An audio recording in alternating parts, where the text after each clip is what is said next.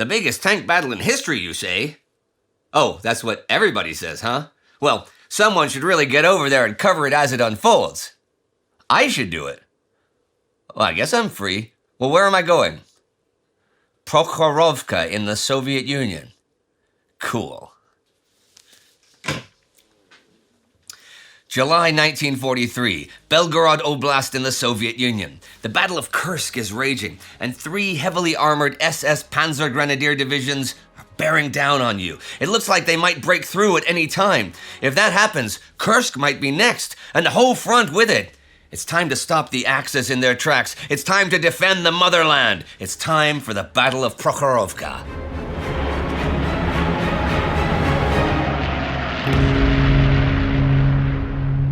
I'm Indy Neidell. This is a World War II in real-time miniseries on the Battle of Prokhorovka, one of the most well-known battles in the entire war, and one of the most well-known tank battles in military history.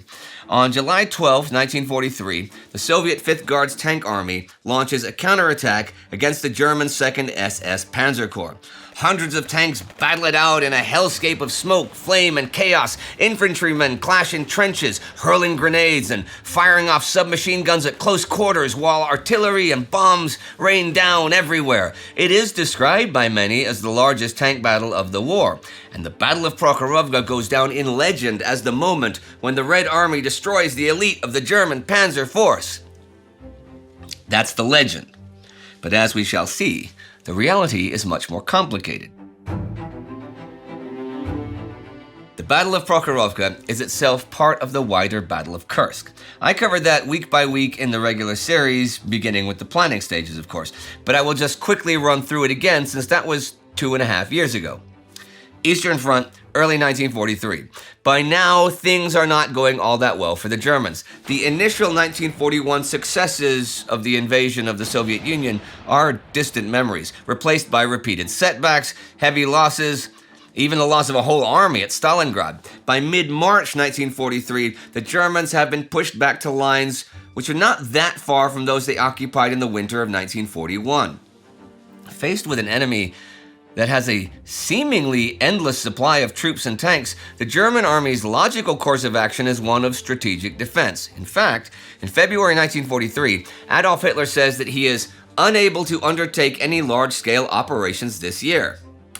But Hitler changes his mind, and on March 13th, he gives the order for another major Eastern operation, although one with far more limited goals than those of 1941 and 1942. Codenamed Operation Citadel, this is to be a pincer attack on the salient that has developed around the city of Kursk, around 250 kilometers from north to south and 160 from east to west. Success here would achieve a few different objectives. It would cut off and destroy large numbers of Soviet troops before they could launch a summer offensive. It would reassert German strength and prestige, especially in the eyes of the other Axis nations. It would also straighten the front. For their part, the Soviets have seen this operation coming a mile away. I mean, you only have to look at the massive bulge on the map to see the obvious opportunity here. So they've built up a huge system of defensive fortifications with minefields, anti-tank ditches, and concealed anti-tank guns. Their plan is to absorb the attack, drain the enemy, and then launch counteroffensives to smash the weakened German forces. After numerous delays, Operation Citadel finally goes ahead on July 5th. Gunther von Kluge's Army Group Center forms the northern pincer. That's Walter Model's 9th Army and Walter Weiss's 2nd Army. Erich von Manstein's Army Group South is the southern pincer and features Hermann Hoth's 4th Panzer Army and Werner Kempf's Army Detachment Kempf. These German forces face off against the Soviet Western Front under Vasily Sokolovsky, the Bryansk Front under Markian Popov, Konstantin Rokossovsky's Central Front, and Nikolai Vatutin's Voronezh Front. In reserve, the Soviets also have the Steppe Front under Ivan Konya. The Steppe Front is to go into battle when the time is right for a counteroffensive. You should go back and watch a special episode I did on the actual Kursk deployments for the full details of all of these forces. Needless to say, Kursk sees an enormous number of men, tanks, guns, and planes go into battle. On the German side, close to 800,000 men, 3,000 tanks and armored fighting vehicles, AFVs, 9,000 artillery pieces and mortars, and about 2,000 planes. On the Soviet side, 1.9 million men, 5,000 tanks and armored fighting vehicles, almost 30,000 guns and mortars, and up to 3,500 planes. I won't tell you the story of the battle again. You can watch weeks 202 and 203 for that. For the purposes of this miniseries, we're interested in the southern pincer, which makes better progress against the Soviet defensive belts than the northern pincer. Within this southern pincer, we're focusing on the 2nd SS Panzer Corps, part of Hoth's army. Under the command of SS Obergruppenführer und General der Waffen-SS Paul Hauser, this corps features 3 Waffen-SS Panzer Grenadier divisions, Leibstandarte, Das Reich, and Totenkopf. By this point in the war, they are some of the most powerful divisions Germany has, fielding a total of almost 500 tanks and other armored vehicles as of July 5th. When Kursk begins, the 2nd SS Panzer Corps makes good progress. By the second day of the offensive, they have broken through the 2nd Soviet defensive line, and the most advanced units have reached Kalinin. That's 25 kilometers through the minefields, ditches, and other obstacles, and they're just 17 kilometers away from the town of Prokhorovka. Prokhorovka isn't actually a target of the original plan, but on the 9th, Hoth adjusts his overall plans because of slow progress elsewhere and orders Hauser to drive for the town. So on July 10th, the 3 SS divisions are advancing northeast on Prokhorovka. Totenkopf are on the left, Leibstandarte in the middle, Das Reich on the right. The objectives are for Totenkopf to get across the river Psel and establish a bridgehead on the other side. Ultimately, Hauser wants the Totenkopf division to advance northeast along the uplands across the Psel before swinging around and hitting Prokhorovka from the northwest. After heavy fighting against Soviet units of the 52nd Guards Rifle Division, the 99th Tank Brigade from 2nd Tank Corps, and elements of the 11th Motorized Rifle Brigade, Totenkopf's Panzer Grenadiers managed to establish their bridgehead. But their bridging units are slow to come forward, so the division will not be able to begin bringing its armor across this day. Leibstandarte spend the 10th advancing along the road to Prokhorovka. They're facing off against the rest of 2nd Tank Corps, which in this sector has the 26th Tank Brigade and the 15th Guards Heavy Tank Regiment. There are also the 285th and 295th Rifle Regiments of the 183rd Rifle Division here. The 2nd SS Panzer Grenadier Regiment is aiming for the Soviet strongpoint at Komsomolets State Farm, which is located pretty close to where the main road and railway line to Prokhorovka meet before running together northeast towards the town. Supported by Stug assault guns, Panzer IVs, and the Nebelwerfer Regiment, the Panzer Grenadiers attack the farm. This position was very strong, with an anti-tank ditch in front and a company of dug-in T-34s in support. When the Panzer Grenadiers approached, they came under heavy fire, and the attached pioneers could not move forwards to breach the obstacle. Eventually, 4 Tigers were brought forward, and they methodically suppressed one Soviet tank and gun position after another. After taking the farm, Leibstandarte assaults Hill 241.6 next, the next dominant terrain feature, taking the hill shortly after nightfall. Then they dig into new positions extending from the railway line to the hill. The Das Reich division is to protect the Corps' right flank, and they spend the day grappling with the 4th Guards Tank Brigade. Das Reich has the 1st Battalion of the Deutschland Regiment pushing towards Yasnaya Poliana, and the regiment's 3rd Battalion reaching the railway junction at Ivanovsky Veselok. The battalion continues attacking southeast from there, and the foremost elements are able to reach Vinogradovka about 1.5 kilometers away. But most of the unit is unable to advance beyond the railway line because of heavy anti-tank defenses. Later in the evening, the Soviets throw the 25th Guards Tank Brigade into the battle, and it manages to push Das Reich back and re-establish the Soviet line along the railway track. Limited gains for Das Reich, but they have managed to ensure the safety of the right flank. By now, the Soviet leadership is worried about the rapid progress of the Corps. Voronezh Front Commander Mikołaj Uchman decides they must launch a counterattack to turn back the SS. However, he's already deployed much of his operational reserve, so he must draw on the steppe front for his forces, specifically the 5th Guards Tank Army under Pavel Rutmistrov. Rutmistrov will later recount the meeting he has at Vatutin's front headquarters. The front commander invited me closer to the map and, pointing with a pencil at the Prokhorovka region, said, "Having failed to penetrate to Kursk through Oboyan, clearly the Hitlerites have decided to shift the axis of their main blow farther east, along the rail line to Prokhorovka. Thus, Pavel Alexeyevich, we have decided to oppose the SS tank divisions with your tank guardsmen, to deliver a counterstroke against the enemy with 5th Guards Tank Army." The night of the 10th, Rotmistrov begins to move his forces into position. But these preparations are threatened in the morning when Hauser's forces renew their drive. The morning of July 11th brings heavy rain. As it falls, Leibstandarte's Panzer Grenadiers start trudging across the fields to continue their advance on Prokhorovka. The 2nd SS Panzer Grenadier Regiment leads the way. Together with 4 Tiger tanks, they are to advance parallel to the railway and take Hill 252.2 on the Oktyabrski State Farm, which are about 5 kilometers southwest of Prokhorovka.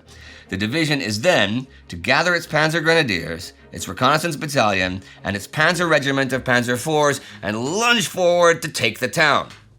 Meanwhile, Totenokopf is to advance northeast from its bridgehead across the Psel, overrun the Soviet artillery positions ahead of it.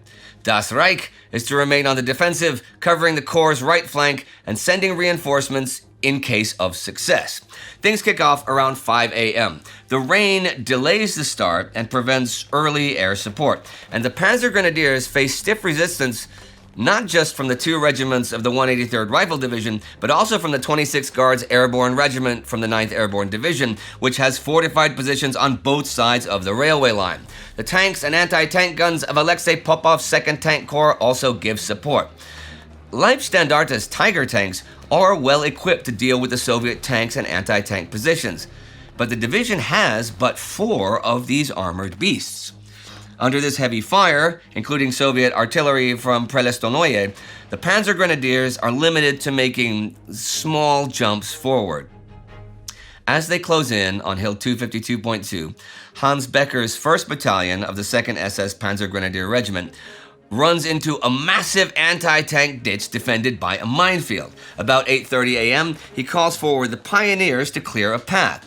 They set to work under heavy fire from Soviet troops, mortars, and artillery, though they do actually have some smoke rounds for cover. Once the pioneers clear the way through, the Panzer Grenadiers clear the anti-tank ditch, and the tanks are able to continue moving forward. In a stroke of good fortune, the Germans manage to capture a bridge over the anti-tank ditch intact. By about 9 a.m., the Germans are continuing their advance towards Hill 252.2, taking heavy fire from Soviet paratroopers as they go. The fighting is tough until the division's Panzer Regiment, equipped with Panzer IVs, joins in.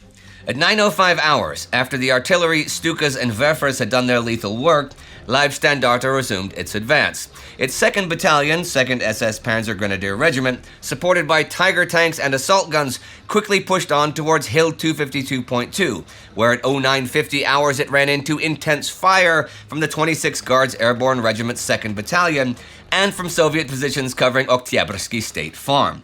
At 10:15 hours, the division's Panzer Group joined the attack, and finally, at 13:10 hours, it captured the precious and now blood-soaked crest of the hill. The 3rd Battalion of the 2nd Panzer Grenadier Regiment, which is led by Joachim Peiper and rides in half-track armored personnel carriers, also assists in the fighting on the hill. German victory at Hill 252.2 comes around 2:10 in the afternoon. After this, Leibstandarte's Panzer Regiment wastes no time and begins attacks on Oktyabrski State Farm. The fighting at the State Farm on the 11th is very poorly documented, and there are lots of conflicting accounts which try and fill the gaps. But it seems that after a long and intense fight, the Panzers and Panzer Grenadiers clear the farm by the evening. From there, the 3 battalions of the 2nd Panzer Grenadier Regiment take advantage of Soviet fortifications and dig themselves into defensive positions at the farm and on the hill.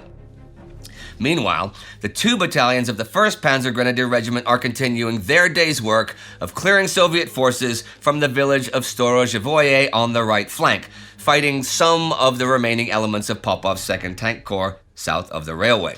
Leibstandarte are now just 3 kilometers or so from Prokhorovka, but things aren't at all rosy. For starters, they were meant to have actually taken the town today. And they also now occupy a precarious position, holding a long, thin finger of ground pointing up towards Prokhorovka, with the tip of the finger terminating at their positions at Oktyabrski State Farm and Hill 252.2. On the left, they still have Soviet positions on the banks of the Psel and around the villages of Andreyevka and Prelestonoye. On the right flank, the Stalinsk State Farm and the village of Yamki are still in enemy hands. Things haven't been so great for the Leibstandarte's two sister divisions either. Over at the Psel bridgehead, Totenkopf's day gets off to a bad start, with the bridging units failing to complete the installation of the necessary bridges until after 2 in the afternoon. Then at 4:15, the division announces that the riverbanks, the ground, and the roads leading out of the bridgehead are too damp, and the tanks will just get stuck if they try and cross. This is not just bad weather though, this is also bad planning. The failure to bring the bridges forward is hard to explain. It's not as if the Psel River should have come as a surprise to the Germans. They had known since the beginning of the operations that they needed to cross it. They observed the river on the 9th, and they planned on crossing on the 10th, yet they did not get the bridges built until after 2 p.m. on the 11th.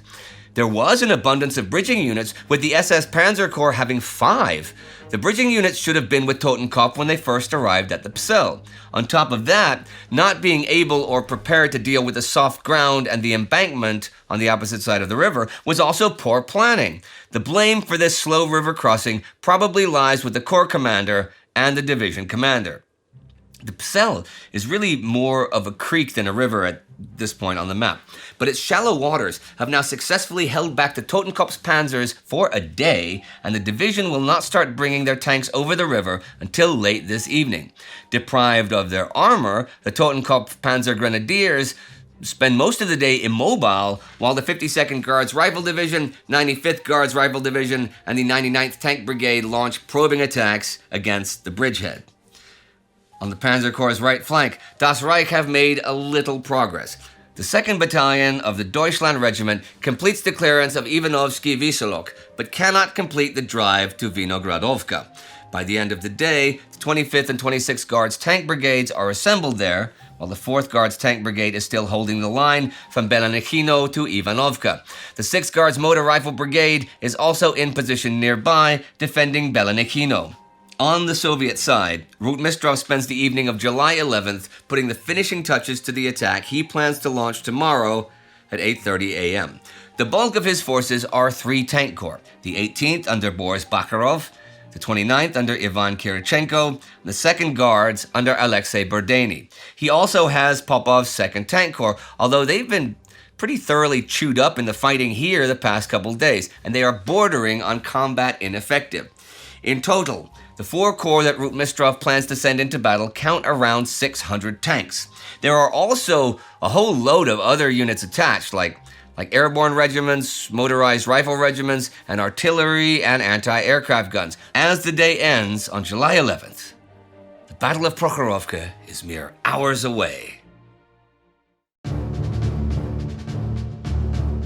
Despite the losses taken over the past few days, as they advance towards Prokhorovka, Hauser's Corps still has 339 tanks, tank destroyers, and assault guns. Broken down by type, these are 98 Panzer IIIs, 87 Panzer IVs, 16 Panzer VI Tigers, 8 Soviet T-34s, 18 command tanks, 73 Stug assault guns, and 39 tank destroyers of various types.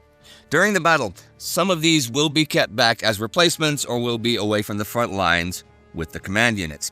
As for the individual SS divisions, their positions and their objectives for the day, the 1st SS Panzer Grenadier Division Leibstandarte Adolf Hitler, commanded by Theodor Wisch, is the furthest forward, forming a sort of armored finger pointing towards Prokhorovka.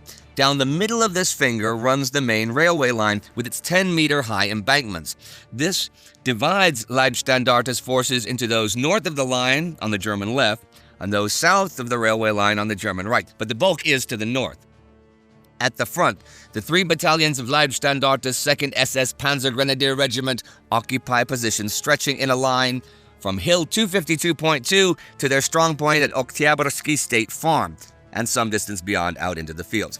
The farm itself is a real strong point. The Soviet troops who had occupied it dug extensive defensive fortifications, and now overnight the Panzer Grenadiers have worked hard to add to these, laying mines on the approaches. There is also a fearsome array of anti-tank weaponry there.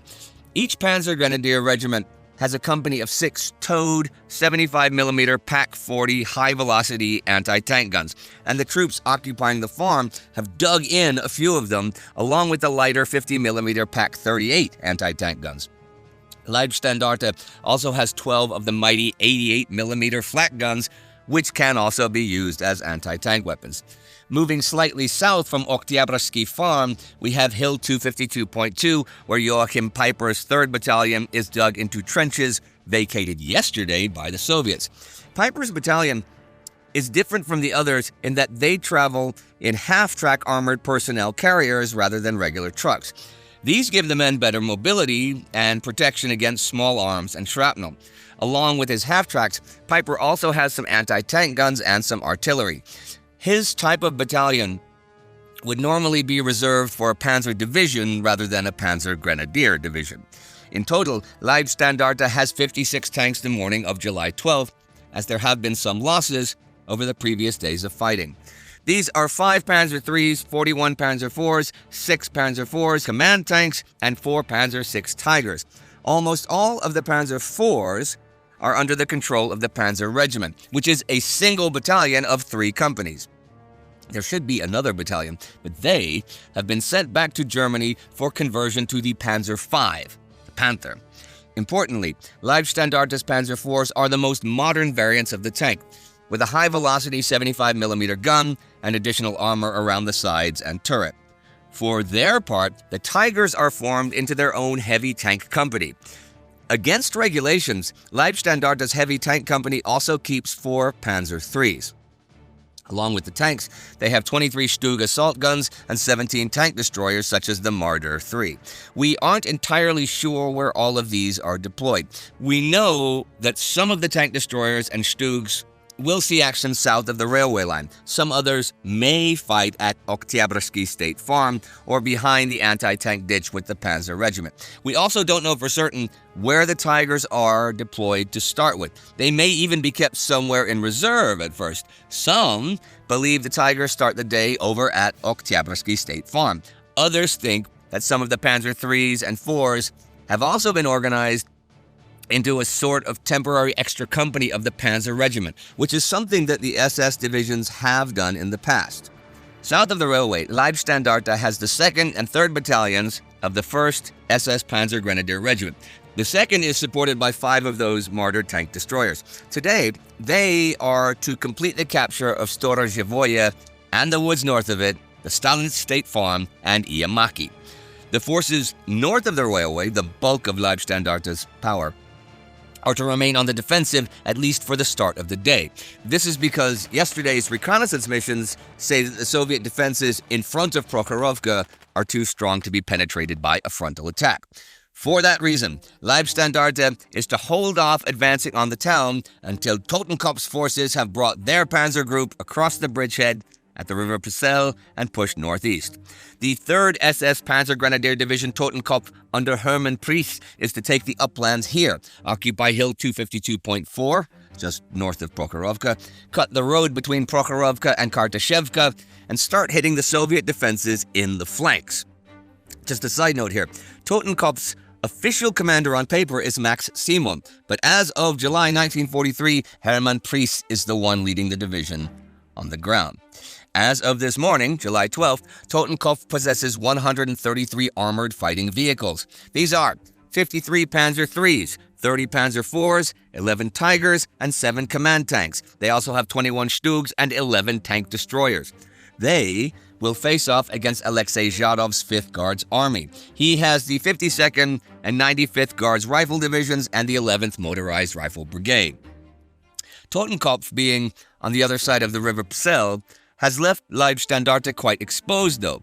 The wedges of the 2 SS divisions have drifted apart, and there is now only a loose connection between them, but Leibstandarte's reconnaissance battalion is monitoring this, and Totenkopf's Panzer Grenadier Regiment Theodor Eicke has remained on the south side of the Psel down in Vasilevka to cover the gap, but it is still a real point of vulnerability. Pavel Rotmistrov will send one of his armored corps to exploit that gap. By the early morning hours of July 12th, Rotmistrov's forces have mostly completed their preparations. Opposite Leibstandarte's central positions, on the Soviet right, we have the 18th Tank Corps under Boris Bakharov. In the first echelon, Bakharov has his 181st and 170th Tank Brigades, supported by the 1000th Anti-Tank Regiment. And they have the job of attacking southeast across a 2-kilometer-wide section of the Psel Valley east of Petrovka. They are to attack with their right flank passing through the string of villages that line the bank of the Psel, and their left flank passing clear of the defenses at Oktyabrski State Farm. The goal is to break German resistance between Andreyevka and the northern boundary of Komsomolets State Farm. In the second and third echelons, Bakharov has the 32nd Motor Rifle Regiment, 36th Guards Tank Regiment, 110th Tank Brigade, and the 42nd Guards Rifle Division. Altogether, the three echelons of the 18th Tank Corps count about 151 tanks and armored fighting vehicles. These include 75 T-34s, 58 T-70 light tanks, and 18 Churchill tanks. Next to Bakharov, we have Ivan Kirichenko's 29th Tank Corps, which is attacking astride the railway. They intended to start this attack from the open field south of Prokhorovka, but these positions are now occupied by the Germans. So, Kirichenko's forces form up in the southern suburbs of the town itself. The 32nd Tank Brigade will lead the charge against the German troops dug in between Oktyabrski State Farm and the railway line, with the 31st Tank Brigade in the second echelon. Slightly further down the German flank, the Soviet 25th Tank Brigade is to lead the charge against the 2nd and 3rd Battalions of Leibstandarte's 1st SS Panzer Grenadier Regiment, south of the railway line near Stalin's State Farm and Storozhevoye. Kirichenko's tanks are supported by the SPGs of the 1446 and 1529 Self-Propelled Artillery Regiment. That's 126 T-34s, 81 T-70s, 11 Su-122s, and 10 Su-76s. The first echelon will go into battle with the men of the 26th Regiment of the 9th Guards Airborne Division riding on their tanks, with the 53rd Motor Rifle Brigade following in the second echelon. The 29th Tank Corps' objective is to reach the Komsomolets State Farm. Finally, looking down at the right flank of the 2nd SS Panzer Corps, we have the 2nd SS Panzer Grenadier Division Das Reich under Walter Kruger providing flank security for the Germans.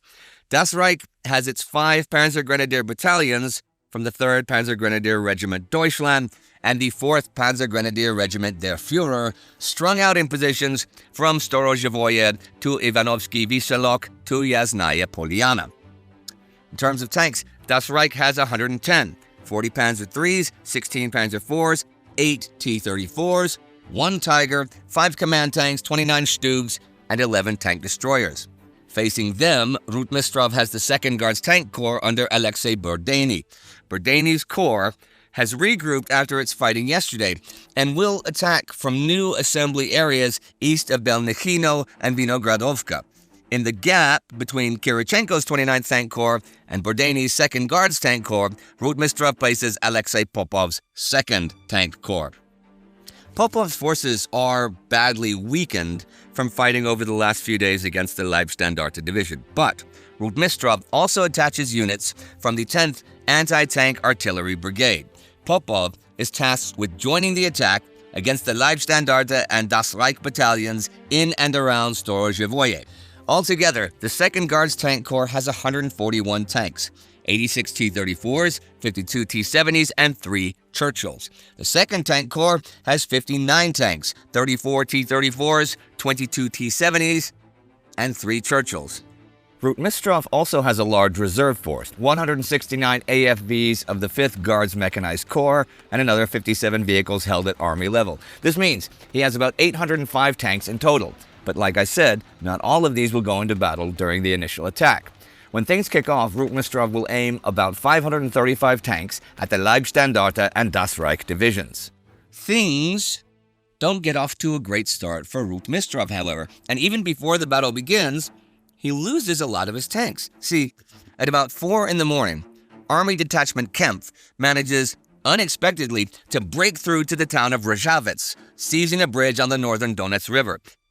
This is actually a pretty crazy story in itself, with a German major named Franz Berke leading a Kampfgruppe of 20 tanks through Soviet lines. Yep.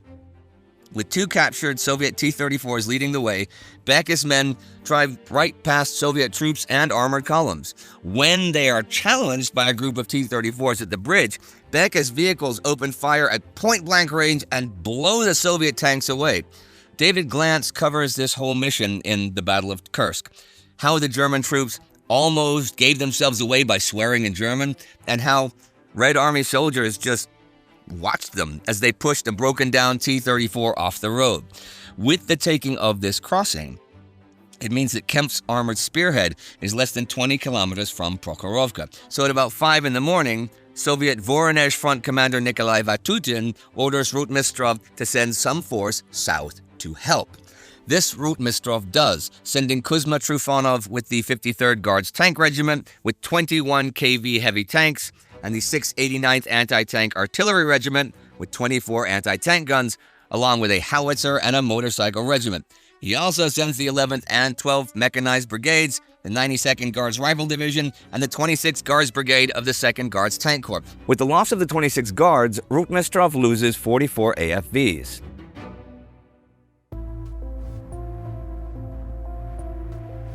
The morning of July 12th dawns warm, humid, and cloudy. At about 6 a.m., Rotmistrov joins his 29th Tank Corps commander Ivan Kyrichenko at the Corps Forward Command Post on a hillock west of Prokhorovka. From here, he has a good view of the undulating fields where Kyrichenko's and Bakharov's tank forces will soon advance. As Rotmistrov prepares to order his army forward, though, aerial combat begins, and German and Soviet fighters are soon entangled in swirling dogfights while bombers and dive bombers from both sides attack their targets.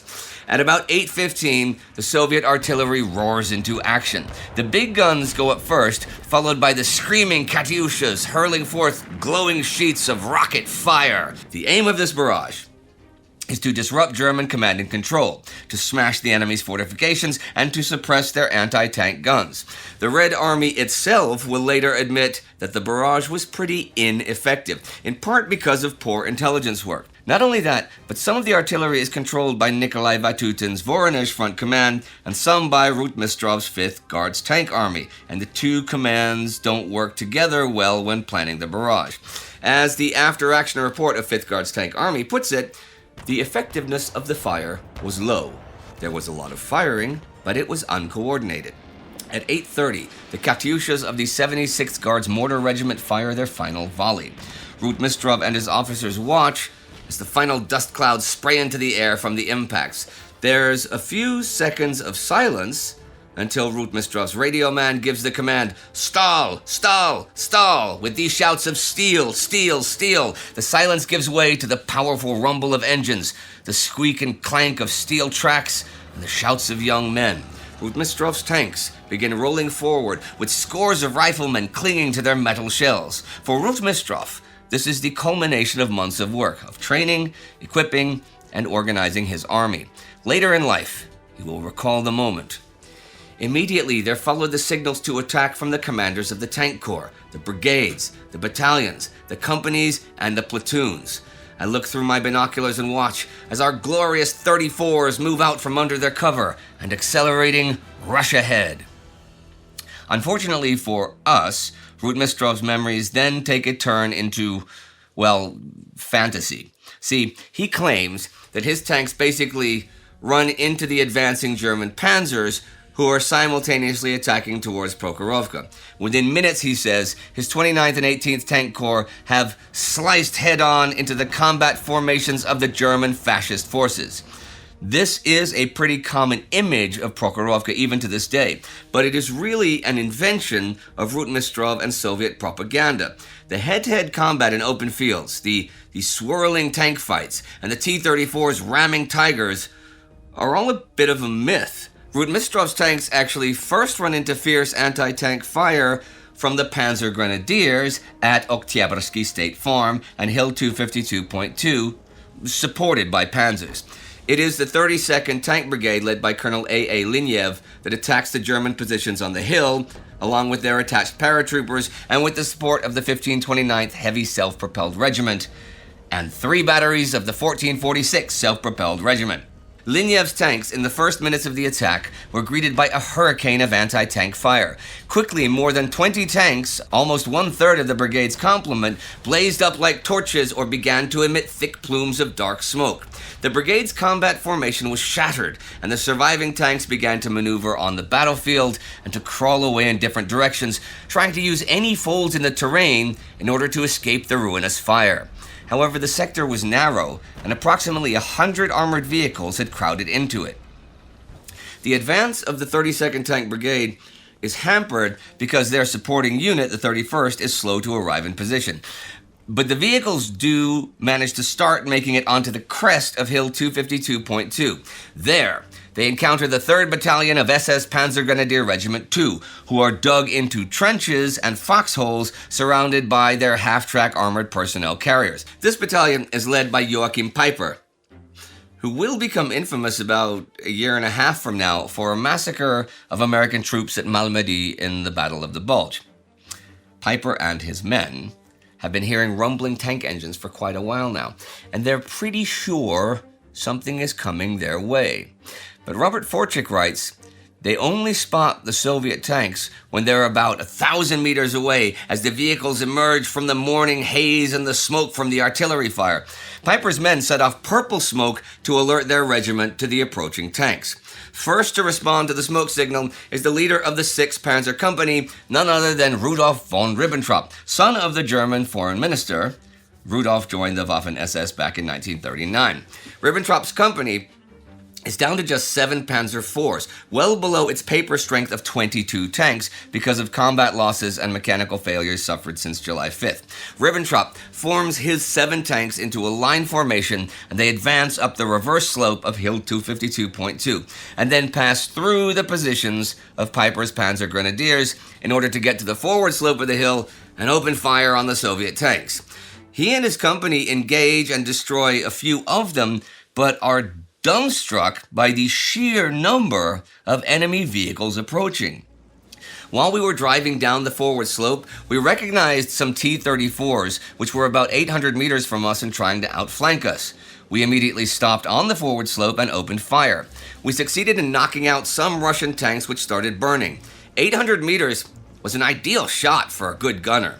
We were waiting for some more tanks to appear down there while I habitually looked around, and in the real sense of the word, it took my breath away, because at about 150 to 200 meters in front of us, out of this soft hollow appeared 15, 20, 30, 40, and then a no longer countable number of Russian T-34s with mounted infantry which at full speed were storming towards us. Ribbentrop loses 4 of his company's vehicles in the fighting, and the sheer weight of the Soviet tanks is far too much to hold back.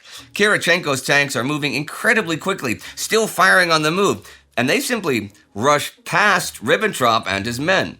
By now, Peiper and his Panzer Grenadiers are fighting for their lives against the Soviet assault. They had not expected to go into battle until later in the day, and according to one German lieutenant's recollections, at least some of the men are still asleep when the Soviets launched their attack. We were all fast asleep when they were suddenly all over us with aircraft and an endless mass of tanks with infantry riding on them.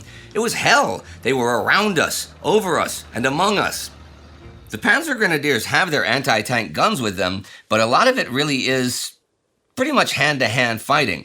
The Germans leap out of trenches to lob grenades at advancing tanks, exchange bursts of submachine gun fire with enemy paratroopers, and even ambush T-34s by attaching magnetic anti-tank mines to the hulls. All the while, they call in support from artillery and Stukas. Here's how a Red Army lieutenant in the 9th Guards Airborne Division will later recall this close-quarters fighting in the vicinity of Hill 252.2. Moving on, we ran up to another trench. I hopped into it and almost collided with a German. His hands were upraised. I was stunned by the surprise and lost my head because this was the first living German soldier I'd ever seen. One of the men from my platoon, who leaped into the trench right behind me, shouted, "Lieutenant, shoot him! What are you looking at?" At that moment, a burning tank nearby suddenly exploded. The German flinched and turned his head, and in my fright, I squeezed my trigger and fired a long burst into the back of his head.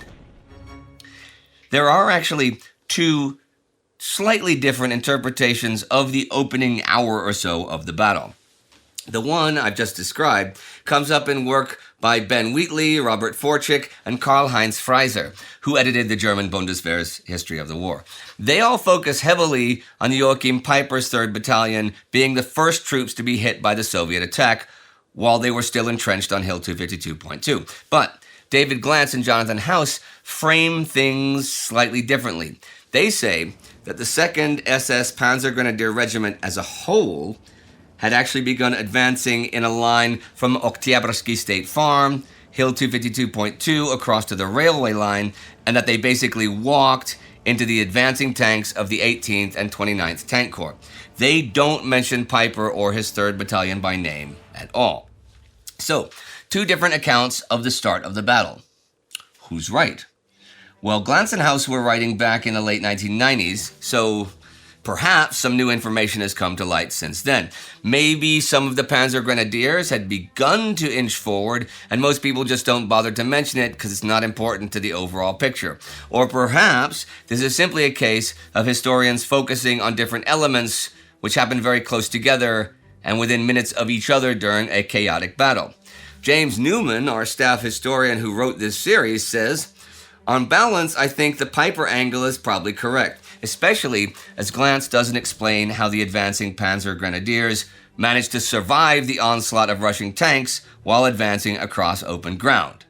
This is one of the challenges when focusing on a battle like this. There will always be differences in the key accounts, and it is impossible to recreate a perfect or completely accurate story. Sometimes there are big differences that change the meaning of the event. Other times it's smaller things like this, details that don't change the outcome or the course of the battle. But they are interesting historical tidbits, and part of the joy of being a historian is weighing these accounts. There are plenty more such disagreements throughout the battle, as we shall see. The 29th Tank Corps is also attacking south of the railway line, where the 25th Tank Brigade is hitting the 2nd and 3rd Battalions of Leibstandartes 1st Panzer Grenadier Regiment.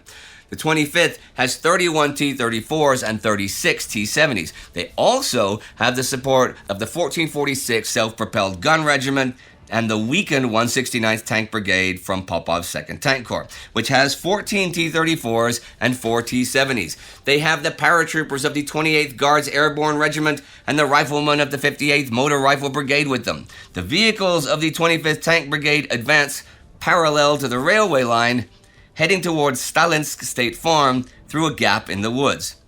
But as they are crossing the open ground, they are ambushed by flanking fire from 5 Marder 3 tank destroyers located within the farm. The Marder 3 is an open-top tank destroyer based on the Panzer 38T chassis, which mounts a 75mm high-velocity anti-tank gun.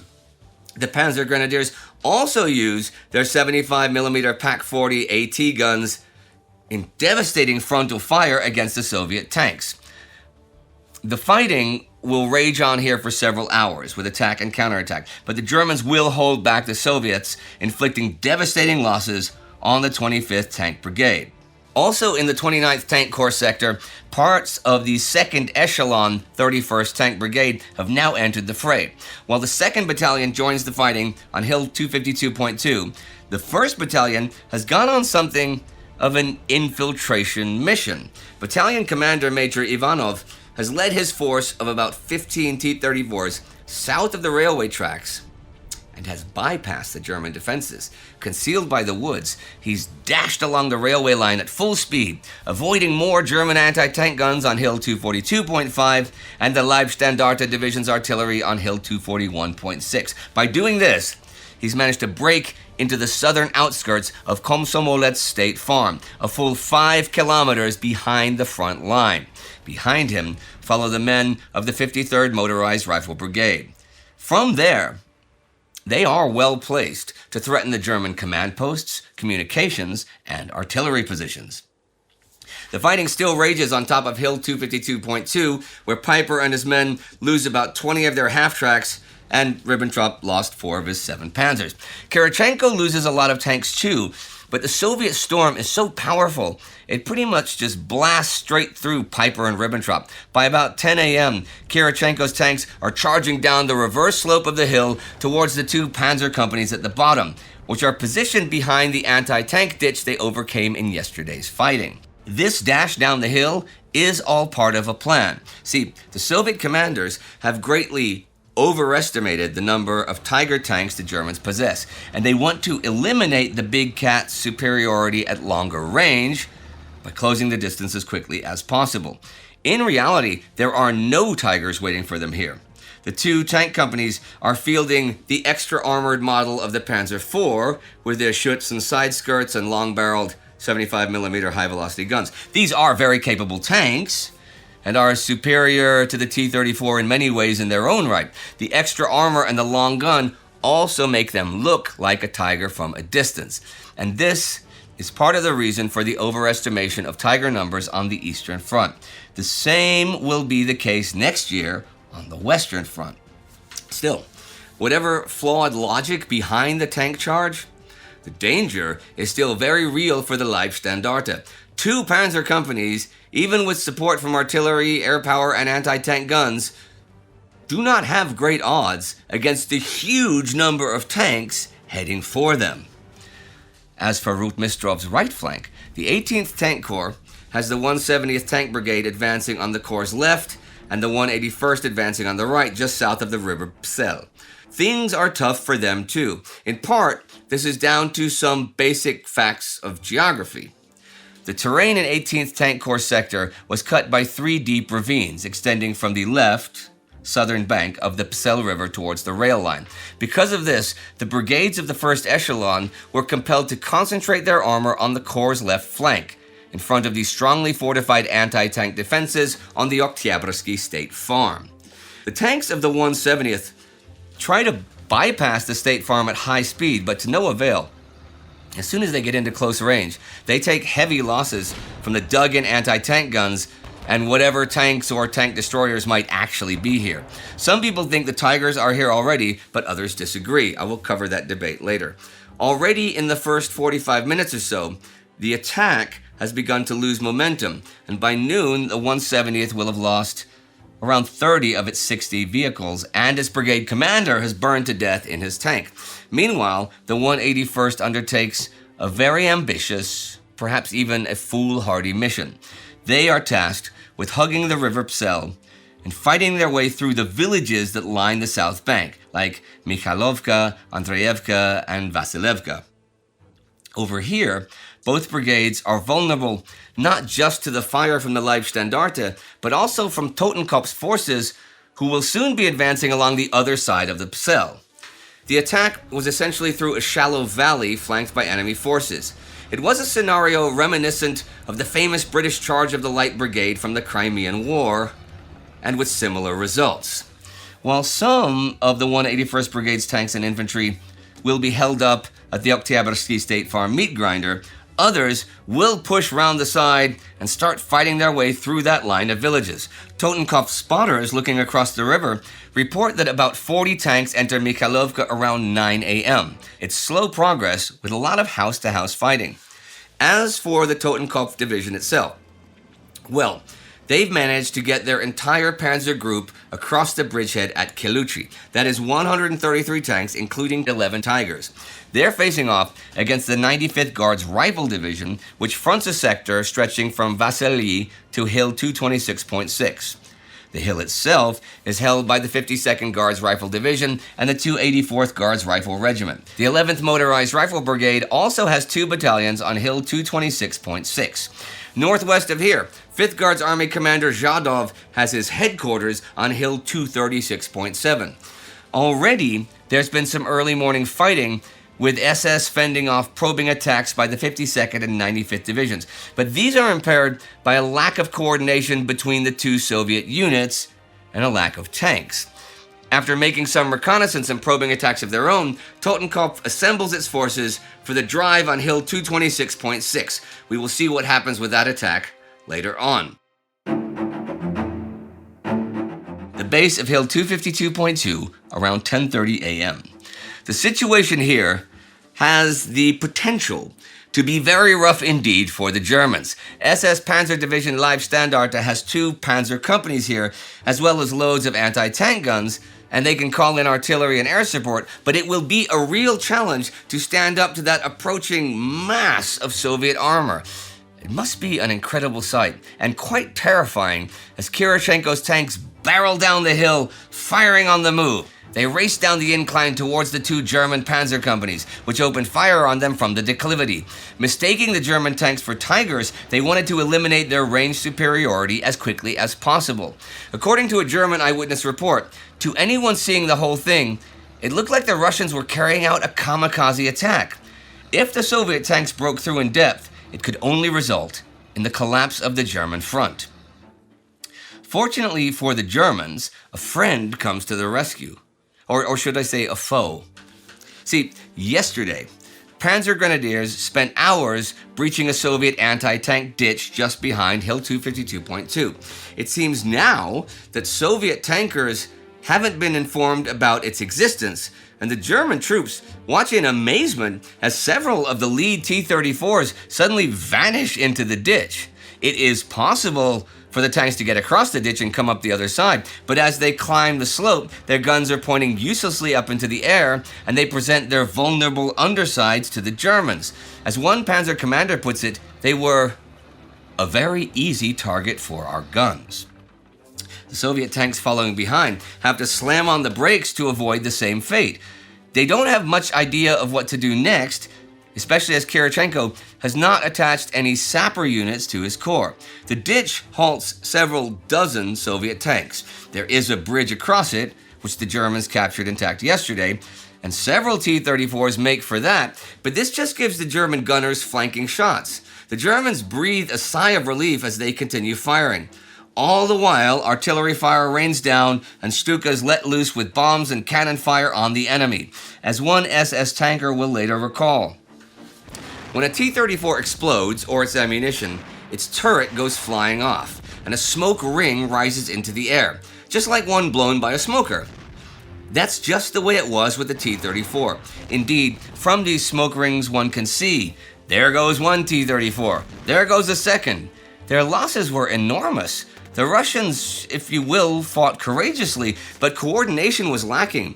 In principle, with such a massive armor, they should simply have crushed us. But this didn't happen. And what about Rudolf von Ribbentrop, who we left stuck at the top of the hill, surrounded by Soviet armor? Well, he and one of the other tanks from his platoon actually managed to sneak back in amongst the mass of Soviet tanks, obscured by the smoke, dust, and general confusion. They shoot as they go, destroying a few Soviet tanks with shots to the rear, and praying that their own anti-tank guns don't fire at them. Miraculously, Ribbentrop will make it out of the battle unscathed. The slaughter at the anti-tank ditch, and there really is no other word for it than slaughter, continues for about 3 hours, and this completely halts the advance of the 32nd Tank Brigade.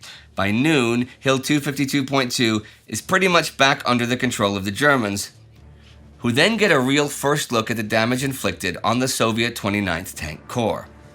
By this time, the slope of the hill looked like a tank graveyard, covered with the still burning wrecks of some 100 Soviet tanks and a handful of SPWs from the 2nd SS Panzer Grenadier Regiment's 3rd Battalion. The figures reported seemed so incredible that SS Obergruppenführer Paul Hauser, the commanding general of 2nd SS Panzer Corps, drove to the front in person to see for himself. As we shall see, these recollections are backed up by the actual lost data. But as this is going on, some tanks of the 170th and 181st Tank Brigades managed to bypass the German defenses at the Oktyabrski State Farm. This is another area where the narrative gets a bit confused depending whose opinion you ask. The farm itself stays in German hands, at least for a few more hours, and plenty of Soviet tanks are held up by the defenses here. But it seems there's a big breakthrough by some 50 or 60 tanks which do manage to bypass the defenses. The German history of the war writes, at the same time as Hill 252.2 was being defended against frontal attack, the situation was becoming critical on Leibstandarte's left flank. There, Major General Bakharev's 18th Armored Corps attacked along the Psel with 170th, 181st, and 110th Armored Brigades, supported by 32nd Motorized Rifle Brigade and several unattached units, such as 25th Guards Armored Regiment, which was equipped with British Churchill tanks. This sudden thrust occurred at the most unfavorable moment for the Germans, and in the most unfavorable place, that is, right in the gap between SS Armored Infantry Divisions Leibstandarte and Totenkopf, to which we have already referred.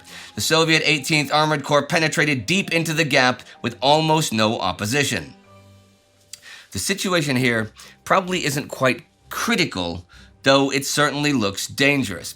Valery Zamulin takes a more pessimistic view of things from a Soviet point of view and emphasizes just how long and bloody the struggle at the farm itself was. In between these tanks and the German artillery and command posts near Komsomolets State Farm is the Leibstandarte's reconnaissance battalion. They grapple with the tanks as best they can. And bear in mind, they do have 6 75mm towed anti-tank guns. And they soon get support from Michael Wittmann's 13th Company of the Leibstandarte's Panzer Regiment. There are just 4 tanks in this company, but they are 4 of the most heavily armed and armored type of tank on the planet right now, the Panzer VI Tiger. The Tiger is armed with the 88mm L56 gun, which is capable of penetrating the frontal armor of a T-34 at very great ranges, like even 1,500 meters or more. By contrast, these T-34s cannot penetrate the front or the turret of the Tiger even at point-blank range. Remember, these are the older model of the T-34 with the 76mm gun. The T-34-85 with the 85mm gun will not come into service till next year. The Tigers are another of the mysteries of Prokhorovka. Even knowing where they are when the battle begins is far from simple. Ben Wheatley says they were on the front lines, facing off against the 18th Tank Corps from the start.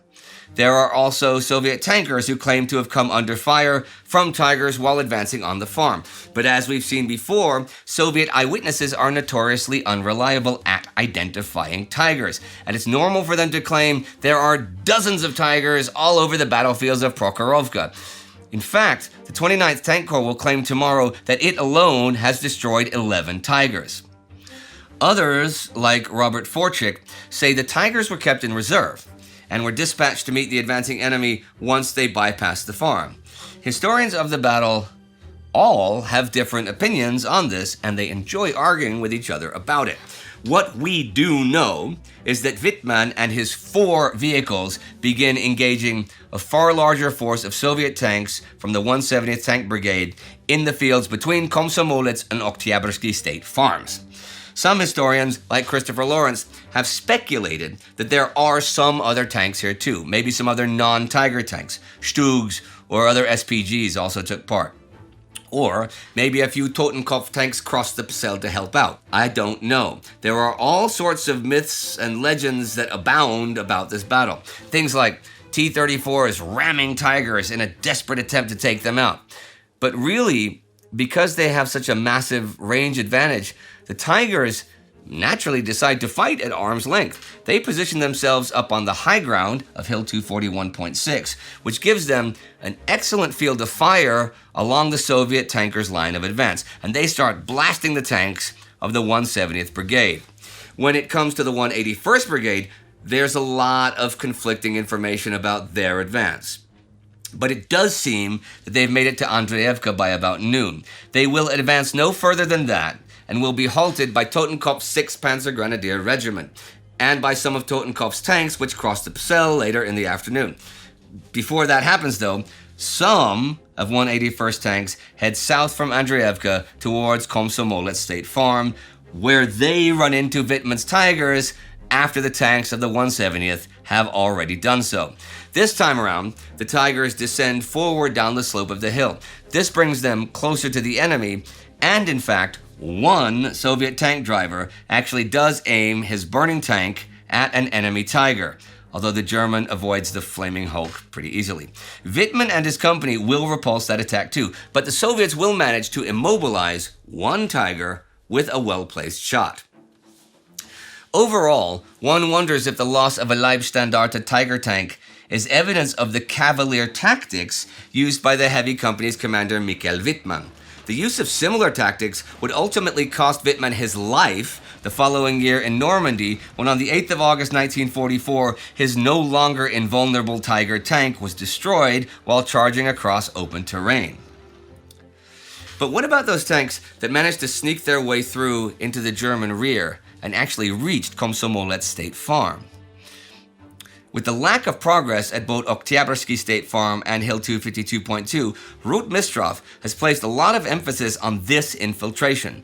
Whether he's been misinformed by Kirichenko or he's deluding himself, he has convinced himself that this is a sign the 18th and 29th Corps are on the verge of breaking the Germans. By 11:15, he's ordered Popov's 2nd Tank Corps to be ready to attack from Storozhevoye to exploit this success. But these hopes are far from reality. Major Ivanov's tank battalion and his supporting motorized riflemen dig in on the farm using the abandoned German fortifications, sure. But a counterattack by the SS completely envelops them and separates them from the support of the rest of their corps. Then the Germans pound the infiltration force and the infantry advances with anti-tank weapons, supported by the Panzer Regiment, heavy airstrikes, and even from artillery pieces firing over open sights. Commander of the 32nd Tank Brigade, Colonel Linya, tries to send his 2nd Tank Battalion as a relief force. Captain Vakulenko leads his tanks in the footsteps, or the tracks, of his comrade, tracing the same route along the railway embankment. But this time, the Germans are waiting just northeast of the farm, and Vakulenko's tanks are stopped by anti-tank guns and artillery. With that, the fate of the infiltration group is sealed. The Soviet tanks are destroyed, and the SS kill or capture pretty much all of Ivanov's men. I'll let Valery Zamulin finish the story. As the veterans of the 53rd Motorized Rifle Brigade, who survived the resulting slaughter, later remembered, the Germans practically wiped the Komsomolets State Farm from the face of the earth. Major Ivanov's group held out in an all-round defense for several hours, but they were outnumbered, and the enemy eventually destroyed all 15 tanks. Ivanov himself was killed. On the 18th of July, brother officers found his body beside his burned-out tank and committed it to the earth of the Komsomolets State Farm. That's a little bit of a spoiler. Yes, the Soviets will be back in control of the Komsomolets State Farm pretty soon, but it will not be today, and it will not be tomorrow. Finally, today at 1 p.m., elements of the 31st, 32nd, and 181st Tank Brigades break into the Oktyabrski State Farm, but they cannot take the whole thing and maintain little more than a toehold in the northern half. By 2 p.m., it is pretty clear that Rotmistrov's attack has failed, and the two corps commanders start to take their troops over to the defensive. The lack of progress at Oktyabrski State Farm, the complete failure at Hill 252.2, leaves the Soviets in a very vulnerable position, with the 18th and 29th Corps surrounded by German troops on a ring of higher ground. Any hopes of a breakthrough in the center have evaporated. Starting at dawn, two Soviet tank corps had thrown themselves against the Adolf Hitler SS division with parts of the Totenokopf and Das Reich SS divisions, and by the early afternoon had fallen back to their defensive positions, effectively gutted.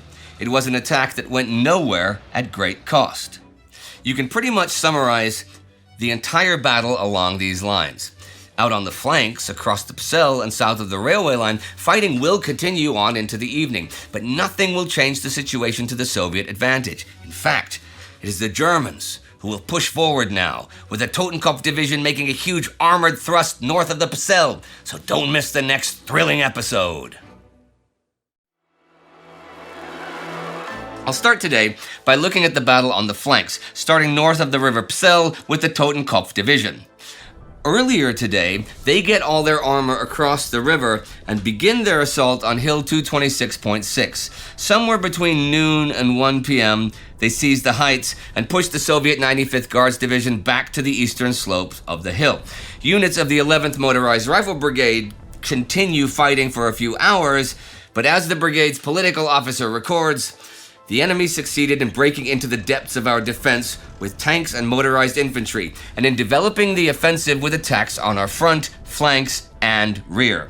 For the next 2 hours, the 2nd and 3rd Motorized Rifle Battalions fought in complete encirclement, while the 1st Motorized Rifle Battalion struggled in semi-encirclement. Numerically small and weakened by the breakdown of weapons, the brigade was compelled under the cover of artillery to withdraw from the fight. While he notes that the men display high political spirit and morale, he also condemns several officers for their cowardice and incompetence. Well, after crushing the Soviet defenders on the hill, the SS also makes some attacks north to the eastern outskirts of Vesely and towards Hill 236.7. But the main event will be a massive drive northeast, aiming a panzer wedge between Polezhayev and the hill. The ultimate goal is still to cut the Prokhorovka-Kartashevka road, occupy the high ground to the northwest of the town, and start hitting the Soviets in the flanks. I have not yet talked about the fighting between Alexei Berdany's 2nd Guards Tank Corps and the SS Das Reich Panzer Division on the other end of the battlefield.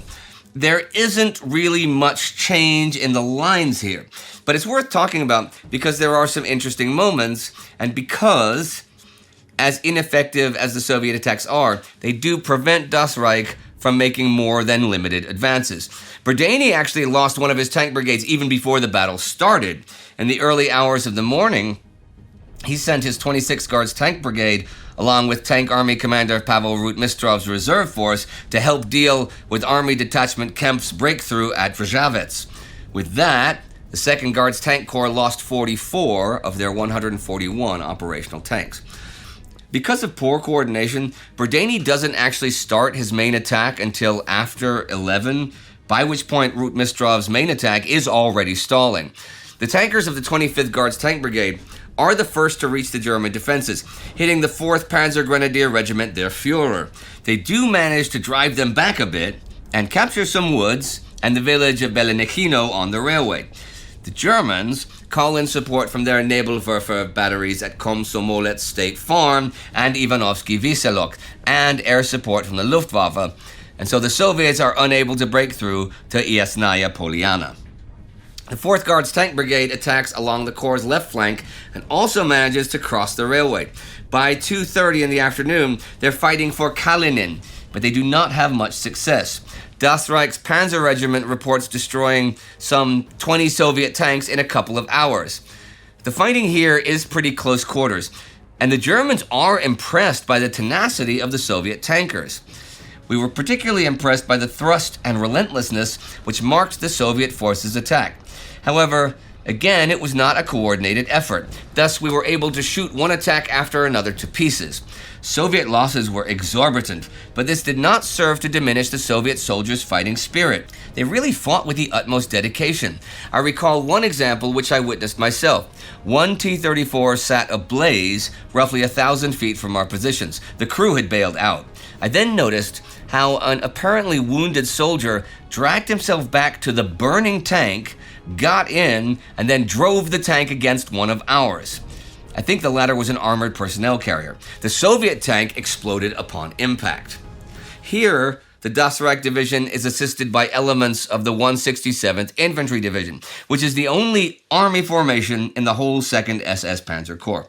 When the 4th Guards tanks try and withdraw from Kalinin, they are apparently hit by airstrikes, not just from German dive bombers, but also by their own IL-2 Sturmovix. During this fighting, Das Reich's force of 8 Soviet T-34s is turned against their former owners. The division's history records it as follows. One interesting incident was the employment against the Russians of T-34s, which Das Reich had seized from a factory in Kharkov. During the day, a column of 50 Russian vehicles was seen driving along one of the Balkas, or valleys.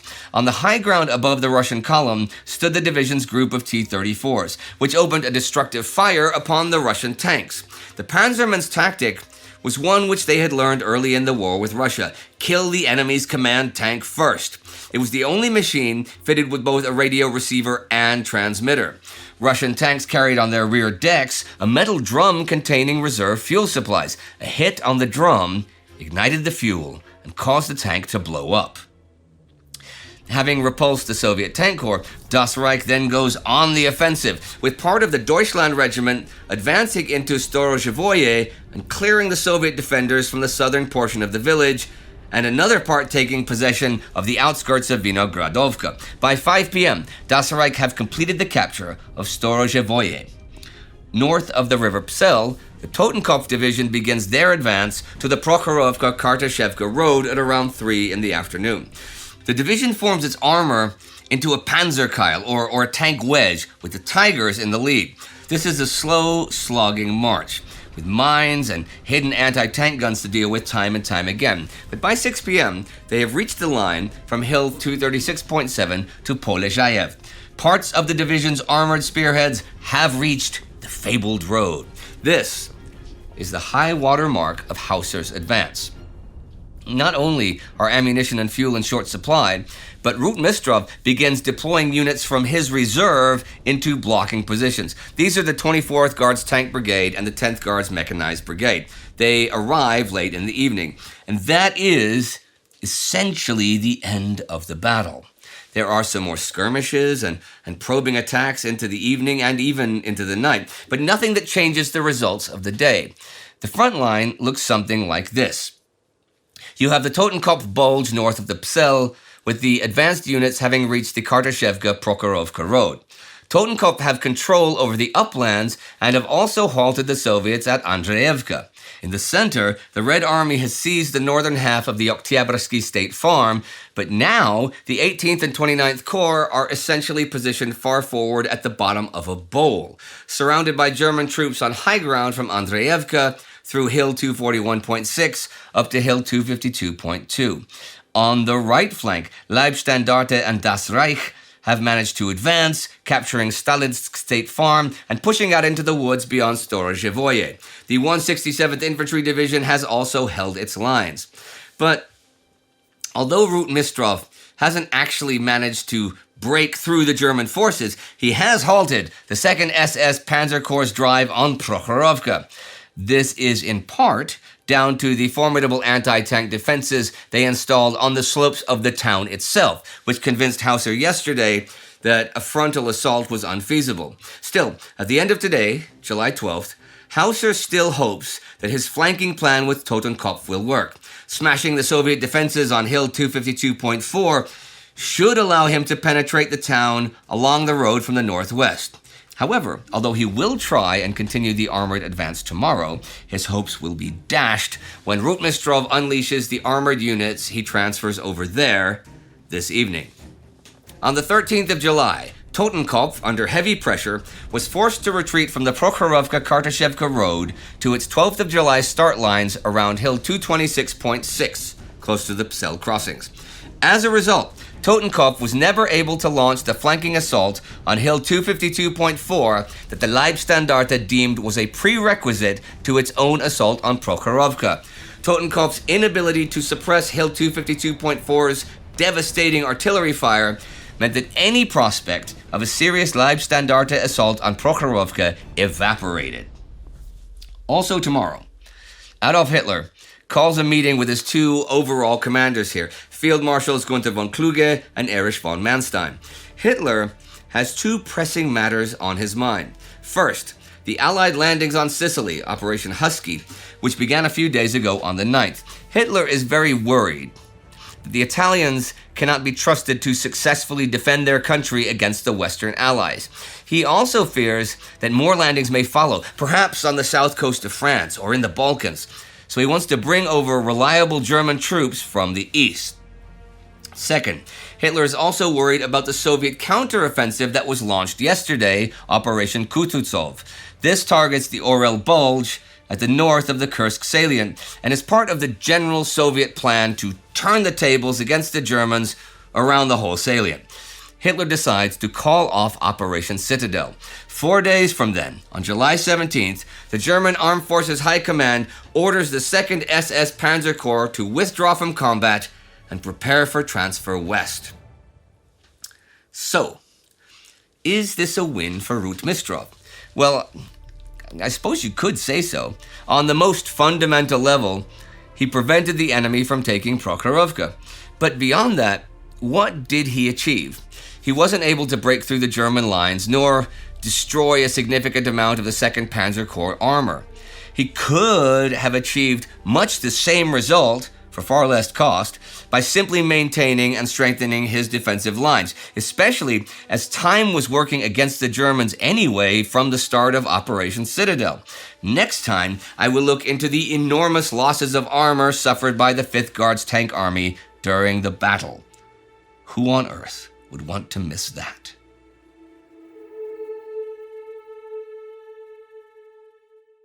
Like I said, Rotmistrov's army really did suffer enormous losses in terms of tanks and armored vehicles. Losses far greater than Paul Hauser's German 2nd SS Panzer Corps. However, for many decades after the battle, that truth will be completely turned on its head, and the Battle of Prokhorovka framed as a one-sided smashing of the German armored forces. Before we see how the historical record is changed after the battle, I shall dive straight into the numbers, looking first at the Soviet losses. Now, when I say losses, I'm talking about complete losses. Those are vehicles that are unrecoverable or totally written off. Defining what counts as unrecoverable is a bit of a challenge. That, as well as the usual difficulties we have with loss data, means that there is a fair amount of variation in the estimates for Soviet losses at Prokhorovka. We can see this in the figures given by the historians whose work we've made use of throughout this miniseries. At the low end, Valery Zamulin gives 207 irrevocable losses. In the middle, Ben Wheatley gives 246, and Karl-Heinz Frieser gives 235. At the top end, Robert Forchik gives 297 for just 18th and 29th Tank Corps alone, and Christopher Lawrence gives 308 for the entire tank army. Part of the reason for such variations is that it is harder to be sure about Soviet numbers, especially because the Soviets do not get access to large parts of the battlefield until well after the 12th, so they're later in reporting their losses.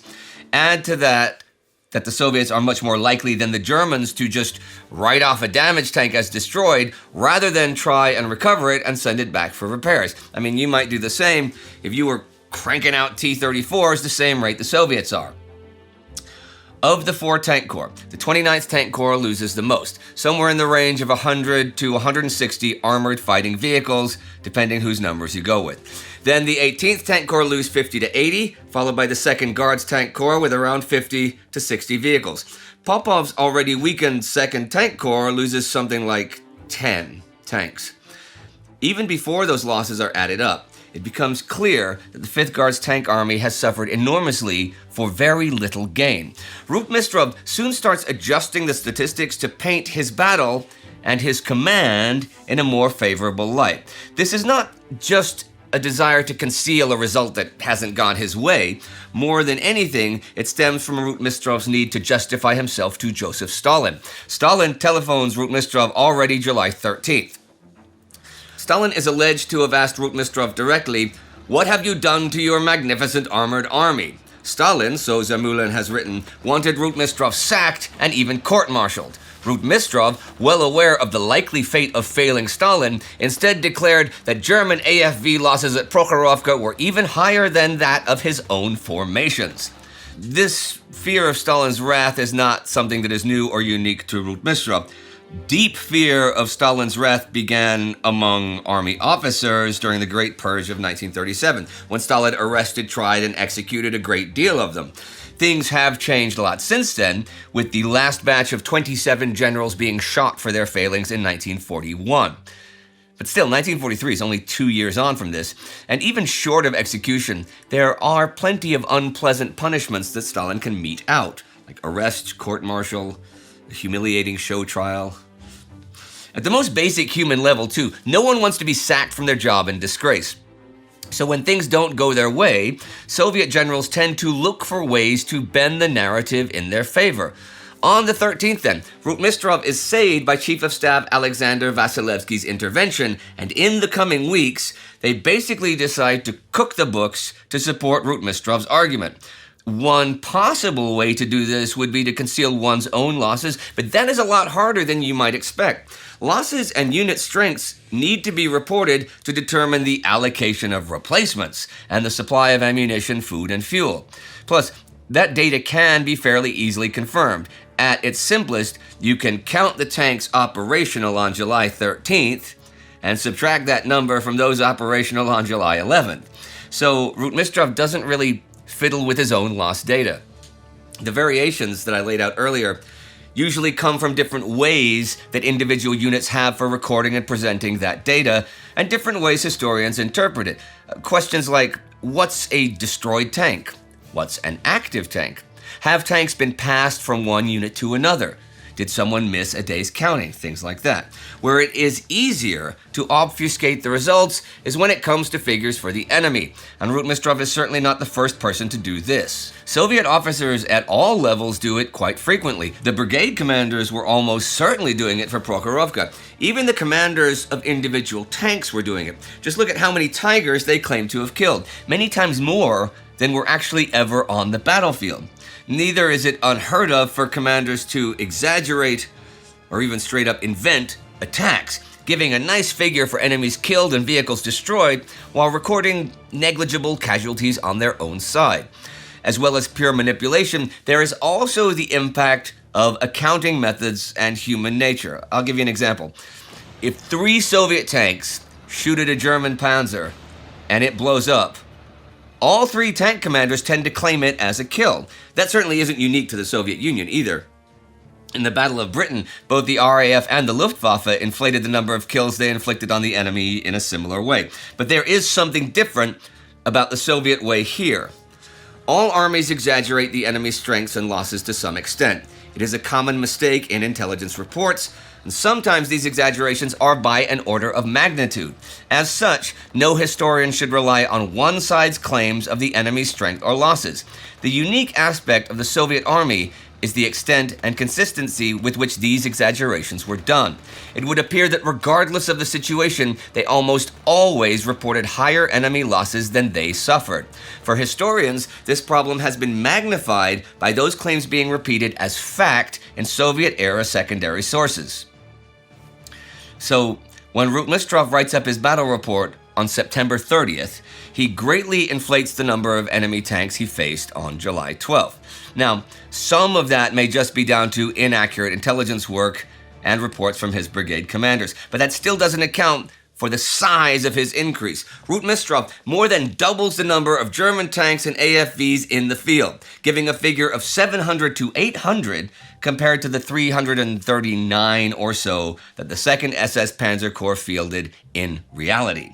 Add that to his own numbers, the roughly 535 that actually went into battle, plus the tanks sent with General Trufanov to fight Kemp's detachment, plus the reserve units, plus any anomalies in accounting, and he gives a total figure of 1,500 tanks on the battlefield. He then greatly inflates the number of tanks that his army has destroyed.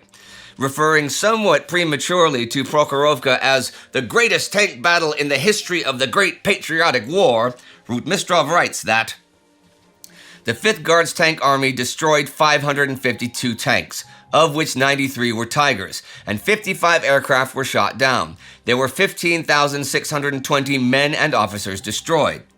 So begins the rewriting of history.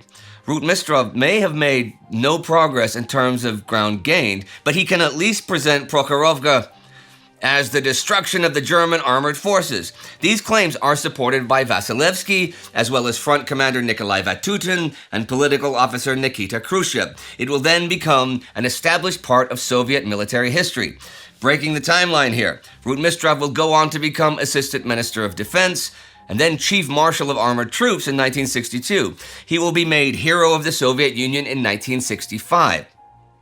And not only does this narrative of the battle become standard in the Soviet Union, it becomes standard pretty much everywhere.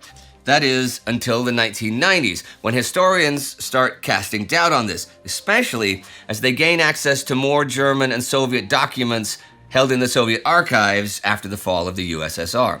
From there, the size of the tank forces involved and the number of losses on the German side will be revised down to the figures I discussed today.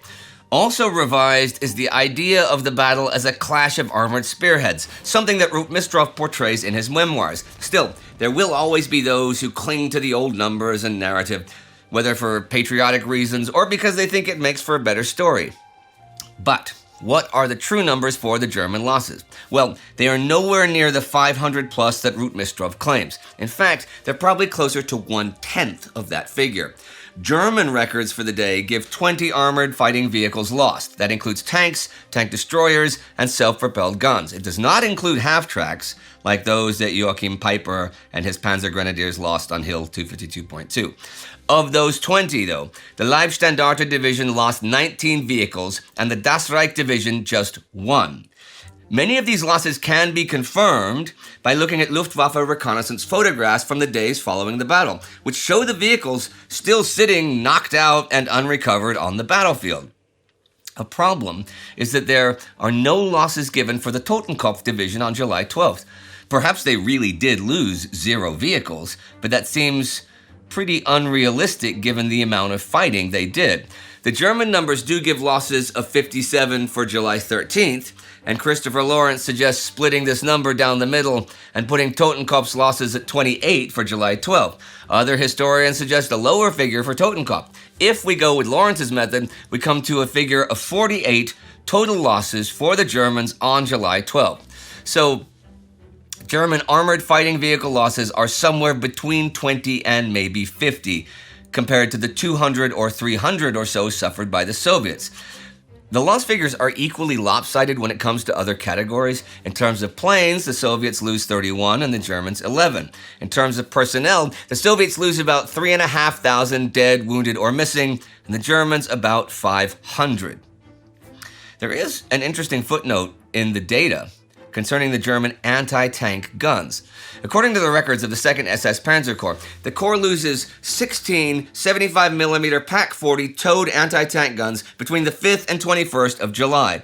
We can assume that the bulk of these are lost in the fighting on the 12th, given that the anti-tank companies faced a heavy proportion of the Soviet armor, especially at Oktyabrski State Farm and around the Storozhevoye Woods and Stalin State Farm. The high losses of these guns is a testimony to the German practice of pushing them as far forward as possible, and is yet another little challenge to the idea that Prokhorovka was the greatest tank battle ever. But back to the big question, was it all worth it? Well, like I said last time, Rotmistrov did stop the Germans from breaking through to Prokhorovka. From that perspective, it was something of a victory. But the seeds of that victory came before July 12th, in the building up of a formidable anti-tank and artillery screen in front of Prokhorovka, which made a frontal assault on the town impossible. So going then on the offensive and launching a frontal assault against the dug-in Leibstandarte Division seems rash in hindsight. In doing so, Rotmistrov came nowhere near the larger goal of destroying the 2nd SS Panzer Corps, and it was he who suffered far greater casualties in men and material. So, how should we sum up the battle? Well, I think this passage does it pretty well. The Battle of Prokhorovka was not the death ride of the panzers. It was not a swirling tank battle. It was not a decisive defeat for the German army. Regardless of the casualties, it was not a decisive defeat for the Soviet army. There were not 400 German tanks left destroyed on the field of battle, and certainly not 100 Tigers. It was not a German victory that would have resulted in the Soviet army collapsing, given one more decisive push. It was a bloody and unnecessary slaughter for the Soviets that wasted lives and resources on pointless counterattacks. Rolling over to the defense would have done the task at much less human cost. So, that was the Battle of Prokhorovka. Hope you enjoyed this miniseries, which I said in episode 1 we'll be doing more of. If you'd like another video about another prominent battle on the Eastern Front, you can click here for our hour-long Stalingrad map special with my narration and the finest maps. And join the Time Ghost Army at timeghost.tv or patreon.com so we can keep making stuff like this. Do not forget to subscribe. See you next time.